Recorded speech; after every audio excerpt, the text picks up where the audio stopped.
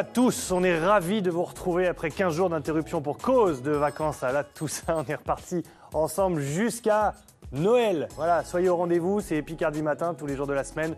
Rendez-vous 9h50, 10h40, le meilleur de la région en 52 minutes avec nos invités, avec Gontran qui va nous rejoindre dans un instant. Et le sommaire qui s'affiche à l'écran. De quoi allons-nous parler aujourd'hui? On reprend les bonnes vieilles habitudes bien évidemment. Les animaux et nous d'abord avec Nathalie qui sera sur ce plateau avec nous, qui va nous parler du diabète chez les animaux.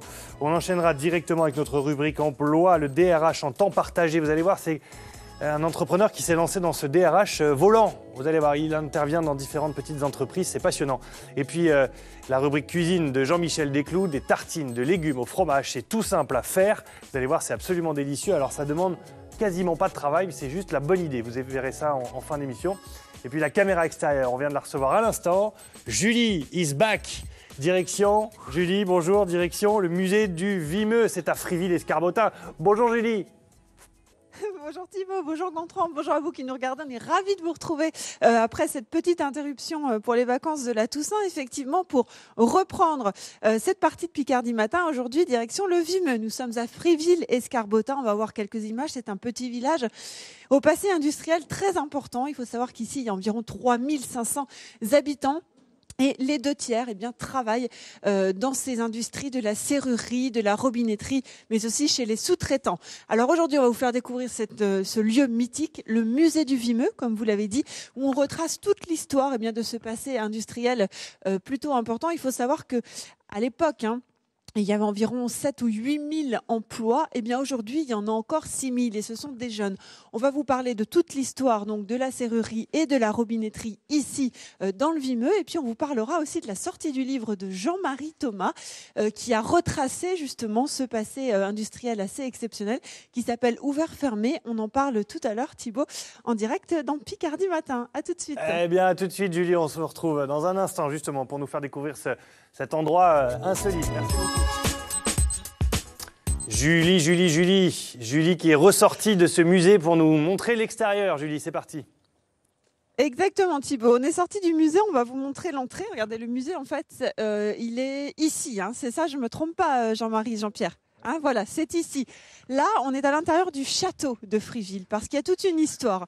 Le musée est ouvert en 1988, créé par une association. On a racheté des collections et c'est vous qui en êtes le président de l'association. Jean-Pierre. Oui, bien sûr. Je suis ravi de vous accueillir ce matin à l'occasion surtout du lancement du livre de Jean-Marie, dont vous allez parler probablement toute la matinée. Et donc ici, nous trouvons dans la résidence Joseph Petit, en fait, et dans le château, un peu d'histoire. C'était le château du vicomte d'Ardévilliers, qui en 1935 l'a vendu à des demoiselles Andrade et Bellonnet, qui s'occupaient déjà d'orphelins à Cailleux-sur-Mer à Brighton. Mais en 1945, le château était endommagé et les demoiselles n'avaient pas les moyens financiers de l'entretenir. Oui. Donc finalement, le château a été légué à la chambre syndicale patronale en 1961. Et fin 1960, une AG constitutive, une association s'est créée pour pouvoir recueillir le legs qui avait été fait dans la mesure où ce château légué à la chambre syndicale permettrait de continuer l'œuvre sociale entreprise par les demoiselles Andrade et Bellonnet. Voilà. Aujourd'hui, c'est une maison de retraite. Aujourd'hui, c'est une maison de retraite. Et nous, ce qui nous intéresse, c'est cette annexe qui contient toutes les collections, le musée du Vimeux, c'est ça. Le Vimeux, un passé industriel exceptionnel, on l'a dit en début d'émission. Il y a beaucoup d'histoires à raconter. Jean-Marie, que vous connaissez, puisque de temps en temps est avec nous sur le plateau, a mis son autre casquette. Il ne va pas nous raconter d'histoire en Picard, mais il va nous parler donc de ce passé industriel important. Avec la sortie du livre Ouvert-Fermé, il sort de l'imprimerie là. Il est tout chaud. Il est tout chaud encore. Il est tout chaud. On n'en a qu'un seul exemplaire pour l'émission. Les autres sont en train d'arriver là. Et donc voilà, c'est une belle surprise, parce que c'est un gros travail qui se... Plusieurs années, plusieurs mois de recherche, Plusieurs années, des plusieurs rencontres. mois, avec des belles rencontres, des gens sympathiques qui m'ont aidé parce que forcément ça ne se fait pas tout seul, un livre comme ça. Hein, s'il n'y a pas l'appui de gens comme Jean-Pierre et d'autres, on ne peut pas y arriver. Hein, c'est pas possible. Donc voilà, c'est une belle aventure qui prend fin et qui commence à la fois aussi parce que maintenant il faut s'occuper de le faire connaître. Exactement. Jean-Pierre, vous qui êtes un grand patron, un industriel en tout cas du secteur, on était venu faire une émission chez vous il y a quelques temps déjà. Voir un livre comme ça, toute l'histoire, tout le passé industriel du Vimeo retransmis, qu'est-ce que vous en pensez ? C'est déjà un formidable travail de recherche pour retrouver tous les documents et c'est formidable de passer son temps considérer toute la, je sais pas, pas la fin de sa vie quand même parce qu'il est pas encore en fin mais en tout cas d'y passer ma retraite, est parti de ma retraite, partie de sa retraite et d'y passer énormément de temps, c'est un formidable travail parce que derrière tout ça, ça fera quand même un document de référence, et puis donc pour nous il était bien question il n'était pas question de ne pas supporter le travail de Jean-Marie et donc c'est pourquoi y compris la chambre syndicale, tout le monde s'est investi à la mesure de nos moyens pour l'aider, mais c'est d'abord lui qui a fait ce gros travail de recherche, c'est considérable. Bon, la porte s'est ouverte, merci Stanislas de nous gérer l'ouverture comme des stars. On va vous montrer quand même l'entrée du musée du Vimeu, on va essayer de passer, voilà, la caméra, on va la laisser passer tout doucement. Musée du Vimeu qu'on peut venir visiter en groupe sur réservation, on va en parler tout au long de cette émission. On y retrouve vraiment les métiers d'antan, le début de la serrurerie et de la robinetterie. Ça demande à se développer encore, Jean-Pierre ? Oui, c'est un musée qui a été créé en 1988, je crois qu'il a ouvert en 1988, mais on doit surtout parler d'une personne de Fressenville, Monsieur Quénéen, qui a passé un certain nombre qui a été passionné de serrures, de robinets et de l'industrie de la région, et qui dans les années 80 cherchait un endroit pour rassembler ses collections. Et à nouveau, la chambre syndicale s'est investie, une association s'est créée, Support, et dont la chambre syndicale faisait partie. Et la chambre syndicale s'est donc une nouvelle fois investie en prêtant des locaux, en hébergeant gracieusement le musée, ce qui est toujours le cas. Et pour finir, en plus, on est allé encore plus loin, puisqu'en 2012, de façon à pérenniser le musée, la chambre syndicale a acheté l'ensemble des collections de telle manière à ce qu'elles ne soient pas dispersées dans le futur. Ça restera toujours ici. Ça restera toujours ici. Merci Jean-Pierre. On sait que vous avez d'autres occupations, vous allez nous quitter. Merci d'être venu en tout cas pour l'émission. Jean-Marie, nous on va aller à l'intérieur avec vous et d'autres invités. On va continuer de parler donc de ce passé industriel assez exceptionnel et on découvrira ensemble au fur et à mesure les pages de ce fameux ouvrage. À tout de suite Thibaut. A tout de suite Julie, on vous retrouve dans un instant en direct dans le brouillard du Vimeu à Friville-Escarbotin pour nous faire découvrir ce Friville-Escarbotin. Julie nous attend à l'intérieur du musée. Allez Julie, on continue la visite de ce musée du Vimeu, donc à Escarbotin. Exactement Thibaut, on est à l'intérieur, on a été tout au fond, on va continuer de parler un petit peu de cette exposition et du livre Ouvert, fermé de Jean-Marie Thomas. Et alors, à quelques secondes près, on serait tombé sur une conversation très drôle entre Jean-Marie et ce monsieur qui... Vous êtes venu chercher votre livre ? Oui, pas spécialement, quoi. Je suis venu pour assister un peu à la... Pour voir un peu comment ça se passait avec la télé. Avec la télé, voilà. Jean-Marie, c'est ça, les livres sont déjà commandés ? Oui, alors les livres, malheureusement, il n'y en a qu'un pour aujourd'hui. Les autres sont en train d'arriver actuellement à Abbeville, quoi. Voilà. Mais il n'y en a qu'un. Alors ce qui est intéressant, parce que André Kostiouchik de Ouincourt, je l'avais rencontré il y a 2 ans quand j'avais commencé à faire le DVD, et il m'avait laissé une photo. Alors c'est une photo intéressante. C'est une photo de 1941. Voilà. Et on était dans l'établissement Leclerc à Ousse-Marais. Donc il était fondeur là-bas, et donc ils avaient fait une photo. Alors les Allemands étaient ici quand même, faut savoir. Et c'est une pancarte. Il tient la pancarte sur laquelle il est marqué: ici on fond avec ardeur le cuivre libérateur. Et avec notre mémoire, nous allons à la victoire. Voilà, patriote du début. Vous vous rappelez de cette photo, André ? Oh, très bien. Ouais. C'est les périodes de l'occupation. Alors, Bon, et ce livre, vous le voulez ? Qu'est-ce que vous attendez de ce livre ? Retracer un petit peu, revivre l'histoire ? Voilà, une partie de ma carrière, quoi. Voilà, vous avez travaillé dans la serrurerie comme bon nombre de personnes. sûr. On vous rappelle, entre 7 et 8 000 emplois à l'époque, 6 000 aujourd'hui, Oui, c'est il y a ça, à peu près 6 Jean-Marie ? 000 personnes qui travaillent sur le bassin du pays de Vimeux. Là, c'est quand même encore bien, quoi, parce que De toute façon, j'ai fait ma carrière en fonderie. Hein. que dans la fonderie.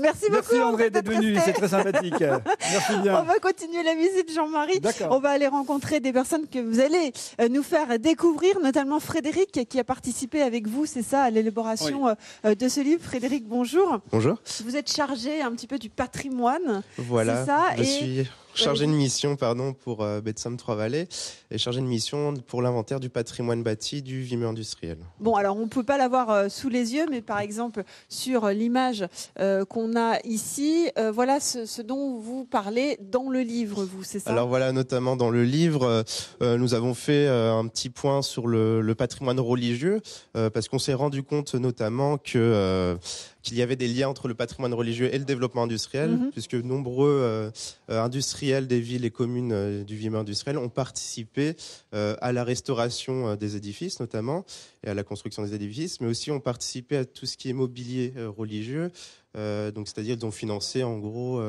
tout ce patrimoine religieux, donc ça peut être vitraux, ça peut être des hôtels. Alors la particularité, par exemple, ici, c'est qu'au pied de cette statue, tout simplement, eh bien, il y a des clés, c'est ça ? Voilà, donc là nous avons Saint-Éloi, donc le saint patron des ouvriers, et justement c'est dans l'église d'Escarbotin. Le socle est recouvert en fait de clés, de cadenas et de petits robinets qu'ont dû mettre quelques ouvriers du village, voilà, qu'ont dû coller quelques ouvriers du village. Donc c'est un témoignage, voilà. Témoignage des ouvriers du village qui étaient contents de travailler dans les entreprises emblématiques. Une vraie volonté, Jean-Marie, de tout mêler, c'est intéressant parce que moi j'étais très heureux de travailler avec Frédéric. On a collaboré ensemble. Lui, il avait un gros travail d'archives et moi aussi. Donc on se communiquait des documents. Et quand il m'a montré cette statue avec ses petits ex-voto de ses serruriers, je croyais pas, quoi. Donc c'est vraiment passionnant. Et puis ils ont fait un gros travail. Je lui ai laissé la page sur le texte, sur le patrimoine religieux, parce que il y a que lui qui pouvait le faire. Mais ils ont fait un gros travail, par exemple ici au niveau du patrimoine. Regardez cette belle villa patronale, cette demeure patronale qui se trouve à Escarbotin. C'est magnifique. C'est typique de l'architecture balnéaire de fin 19e, début 20e, qui étaient les maisons des patrons, quoi. Vraiment... Et donc ça, c'est un gros travail qu'ils ont recensé, quoi. Alors on parlera un petit peu après, parce que du coup on va plus avoir le temps. On va juste avoir quelques secondes pour montrer ce que vous vouliez qu'on voit. Absolument. Ici, c'est un attribut, ça représente un calice qui a été fondu dans une des fonderies de la région. Et voilà, donc on travaillait aussi, bien sûr. Il y a ici un petit tabernacle. Alors c'est juste derrière nous, Pascal. Là, c'est encore autre chose. Ouais. Voilà, un tout petit tabernacle avec des... Un petit coffre-fort. Un petit coffre-fort, donc on mettait les petites pièces dedans, quoi. Voilà, des petits objets insolites. Merci beaucoup, merci Frédéric. Merci à vous. Dans quelques instants, Thibaut, on va parler sculpture, on va parler encore d'artistes, on va parler de plein de choses. Restez avec nous, c'est dans 2 minutes ici, dans le cœur du musée du Vimeux. Eh bien, à tout de suite, Julie, on ne bouge pas, on vous attend, on revient vous voir à Friville, Escarbotin, direction le musée du Vimeux.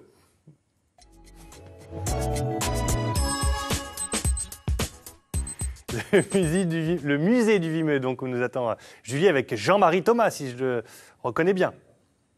Oui, c'est lui, Thibaut. C'est Jean-Marie Thomas qu'on connaît tous. Aujourd'hui, pas d'histoire en Picard. Jeudi, vous serez sur le plateau avec Thibaut pour nous raconter des choses. Ouais. Là, on est sur l'entrée du musée du Vimeux parce qu'on vous a montré quelques bouts, mais il faut savoir qu'il y a des scénettes qui sont expliquées avec quelques machines, quelques outils anciens qui retracent l'histoire de la serrurerie et de la robinetterie. C'est ça, Jean-Marie ? Oui, ça, ce sont des machines du 19e siècle. Il y a quelques outils de forge qui sont là derrière parce qu'il faut savoir que le début de la serrurerie, c'est d'abord la forge qui permettait de fabriquer les clés, les serrures. Bon, après, ça s'est mécanisé au 19e siècle, mais ça commençait par la forge. Et après, il y a des tas de machines. Ce sont les machines d'atelier que l'on retrouvait dans la plupart des gros ateliers de l'époque. Des machines, ce sont des perceuses, ce sont ça, c'est ce qu'on appelle un balancier. Ça, c'est une perceuse à pédale, on dirait une machine à coudre. Une vieille perceuse à pédale, là, qui qui a été fabriqué avec un bâti de peut-être pas de machine à coudre. Et Mais alors pas loin. derrière nous, on va juste leur montrer parce que c'est marrant cette Ouais. machine, on la voit pas souvent. Hein. Ouais. C'est pour faire des ressorts, Alors c'est ça c'est une machine qui servait. Alors il y a le système de poulies qu'on trouvait dans tous les ateliers. Là c'est un exemple, mais c'est ces grosses poulies qui étaient mues par les machines à vapeur. Au début c'était les chevaux qui les entraînaient, mais ça remonte à loin. Et ça servait à faire des ressorts. Cette petite pièce là tournait. Voilà, ça tournait, on mettait un fil de fer et on faisait un ressort de toute cette longueur-là. Et après, le ressort était coupé selon la serrure que l'on avait à équiper, quoi. Alors forcément, aujourd'hui, ce sont d'autres machines dans les entreprises, Oui, voilà. mais finalement, la mécanique reste la même. Ça reste à peu près la même. Ouais. Maintenant, on est à l'ère des commandes numériques. Hein. Ça va beaucoup plus vite, on programme et puis ça y est. Mais à l'époque, c'était comme ça. On est à la fonderie où André va Voilà. Là, c'est mon métier. Voilà, c'est le métier d'André. Voilà. partie de la scénette. Là, je suis dans mon... C'était l'invité surprise de la scénette, Jean-Marie. Voilà, exactement. La fonderie, hein, forcément, la base. Et puis Jean-Marie, l'autre Jean-Marie alors, qui va il y a venir nous un autre rejoindre, Jean-Marie là-bas qui a qui vient nous participé au rejoindre. livre avec vous, c'est ça? Oui, alors moi, comme je l'ai déjà dit, ce livre, ça se fait pas tout seul. Hein. Ça s'est fait avec des gens comme André qui me prêtent des photos. Ça s'est fait avec des gens comme Jean-Marie, qui lui est un ancien ingénieur de la robinetterie, et qui a travaillé dans 3D, dans les bureaux d'études, Voilà. et qui m'a fait beaucoup de dessins en 3D. Et ceux-là sont des dessins du principe de la fonderie en couche. Mais je te laisse en parler un petit peu peut-être. Oui, bien sûr. Ma participation à cet ouvrage avec Jean-Marie, elle était complémentaire au savoir-faire de Jean-Marie, puisque moi, c'est le milieu de la fonderie et de l'usinage. Jean-Marie, c'est plus le milieu de la serrurerie. La fonderie, ça comporte tout un tas d'éléments techniques dont Jean-Marie n'avait pas le savoir-faire. Et ça nous a permis de faire de la recherche documentaire également sur des entreprises emblématiques de la région. Entreprises, hélas, aujourd'hui disparues, telles que Buiret, voilà. On l'a déjà montré, Buiret, voilà. Savoir-faire d'ouvrages de serrurerie. Voilà, ça c'est magnifique. Une serrure Art déco qui vient de chez Buiret. Et il y en a plein d'autres. Hein. Plein d'autres. Également, nous avons travaillé sur une autre entreprise qui est Caron-Lesnel. Caron-Lesnel qui était sise à Escarbotin, ici à Fréville-Escarbotin, et qui est aujourd'hui malheureusement disparu aussi. Le secteur d'activité de Caron-Lesnel était plus orienté vers la robinetterie eau et gaz. Il fabriquait à l'époque les becs de gaz pour l'éclairage de la ville de Paris. D'accord, ok. Bon. En tout cas, vous avez fait tout ce qui était système 3D, ça permet tout quand ce qui même est une technique. explication Voilà. visuelle, Dessin en tout cas 3D. pour les jeunes aussi Tous les peut-être. dessins. Hein. Oui, voilà. Ouais. C'est très didactique. Hein. On voulait des choses très simples qui soient abordables par la plupart des gens. Et donc, en prenant le temps de lire, on comprend un petit peu comment on réalisait la fonderie à l'époque, comment André travaillait. On arrive à le voir avec les dessins de Jean-Marie. Et donc, il a fait des dessins pour la serrurerie également. Et voilà. Une participation très fructueuse et intéressante. Qu'est-ce que ça vous fait de venir dans ce musée, Jean-Marie? Est-ce que vous avez fait toute votre carrière aussi dans la robinetterie pour le coup? Dans la robinetterie, nous retrouvons des peu... machines à peu près semblables. Hein.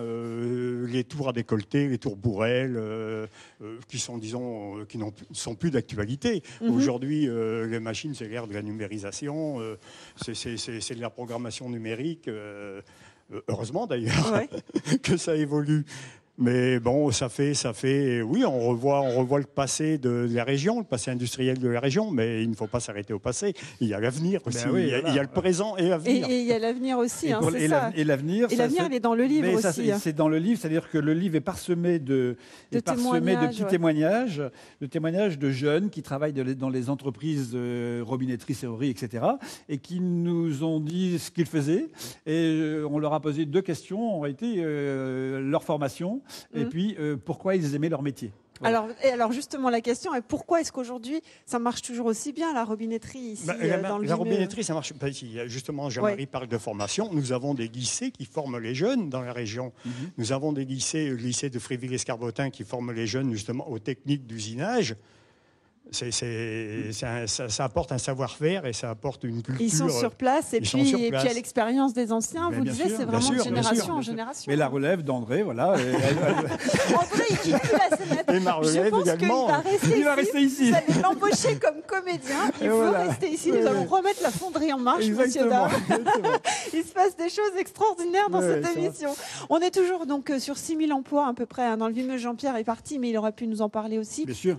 Aujourd'hui, on a vraiment le côté monsieur ou madame tout le monde qui peut acheter ses cadenas, ses serrures, et puis on a le haut de gamme aussi. Très haut de gamme. Dans la robinetterie. J'ai travaillé 23 ans dans une robinetterie qui est le très haut de gamme de la région en robinetterie accessoire. Tu peux en parler parce que demain. Vous y êtes demain, c'est chez THG, la robinetterie THG, Terdiquet Grisoni.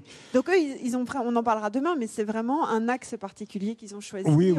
Dans le haut de gamme. Dans le haut de gamme. Le luxe, disons, la robinetterie de luxe. Mais bon, le savoir-faire de la région ne s'arrête pas à la robinetterie de luxe. Il y a également la robinetterie très technique, pour parler de société... Mais de l'habille. De l'habille, Frédéric Escarbotin. Temporisé, avec des magnifiques... Il y a encore du travail, quoi. Dans l'adduction d'eau. Oui, et voilà. Chuchu de Cailleux. Voilà. La société Rennes, qui est une robinetterie également un peu plus particulière, c'est les pompes à bière. Mais ça reste de la robinetterie. Génial. Super, merci pour toutes ces explications. Jean-Marie, vous restez avec nous. Justement, les artistes, il y en a qui ont participé aussi. On parle de Chantal Thomas pour THG, par exemple. Et puis là, on a un artiste qui nous attend, un sculpteur qui a participé à l'élaboration de ce livre. On en parle dans quelques instants, Thibaut. André, regardez, il est génial. On dirait un enfant dans un parc d'attractions. Il est chez lui, André. Allez, il est chez lui. À tout de suite.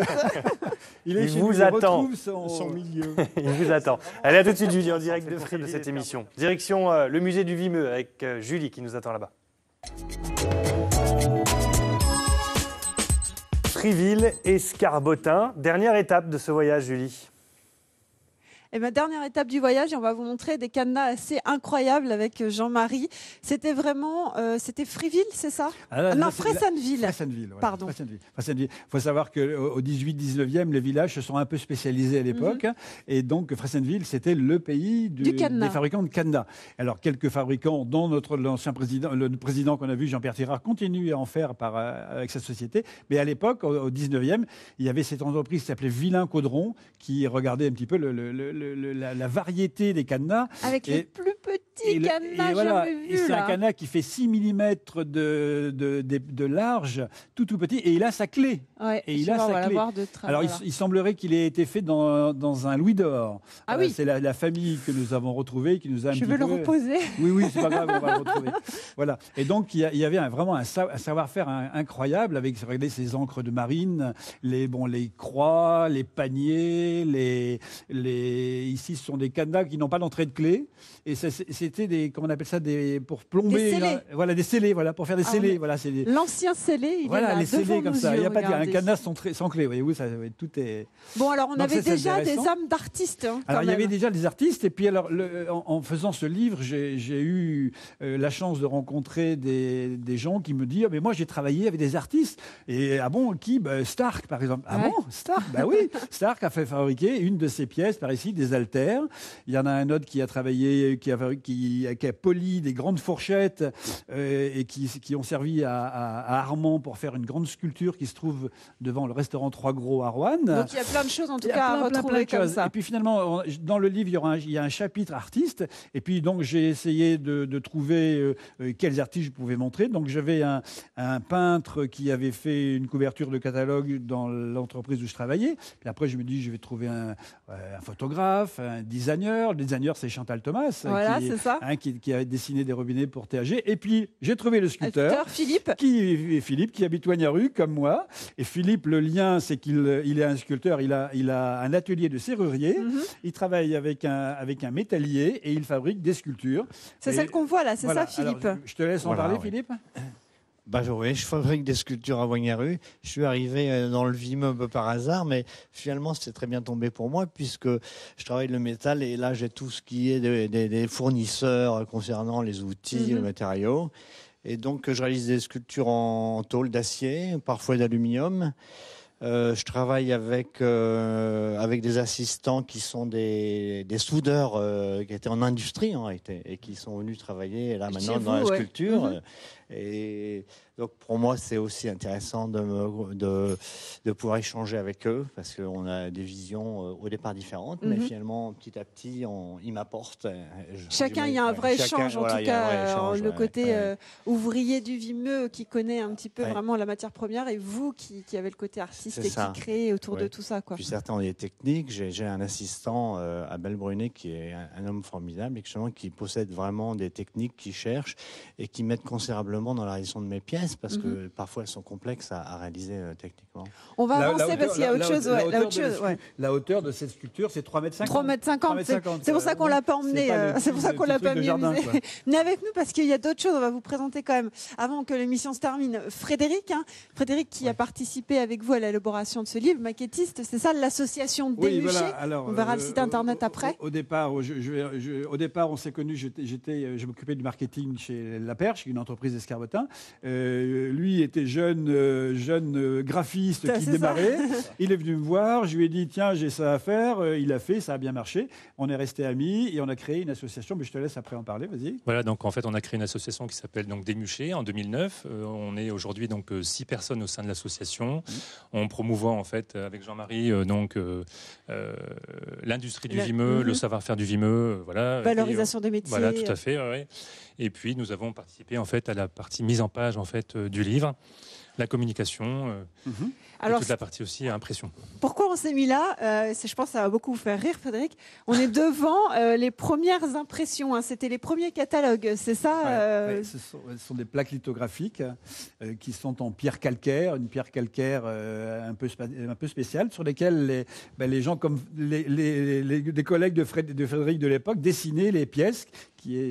Voilà, c'est ça. C'est en fait l'ancêtre de l'imprimerie. Aujourd'hui, en fait, on envoie un fichier numérique à un imprimeur qui, lui, en fait, imprime directement sur des plaques. Bon, alors, combien de livres imprimés, là ? 2000, c'est ça ?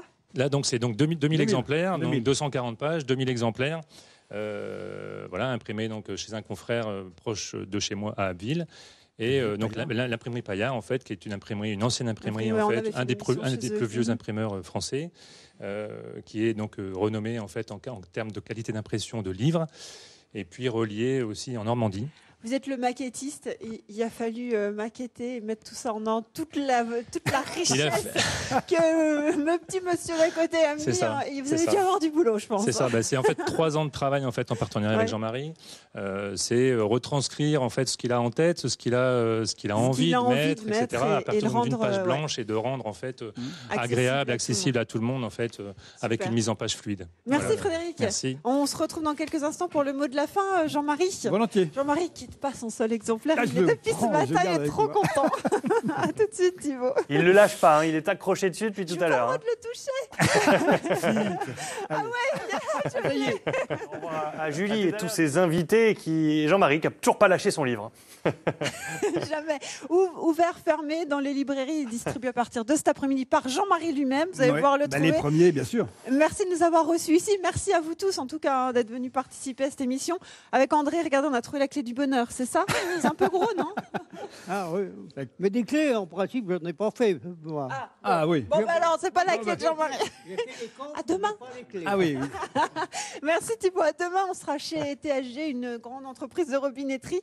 Et on essaiera de trouver un robinet à la hauteur de la clé. Allez, à demain. Au revoir Thibaut. À demain, merci beaucoup. Merci à tous. Au revoir Gontran, à demain. Bonne journée, à demain. Tout de suite, midi en France, Vincent Ferniaud en direct de Nantes. À demain, 9h50.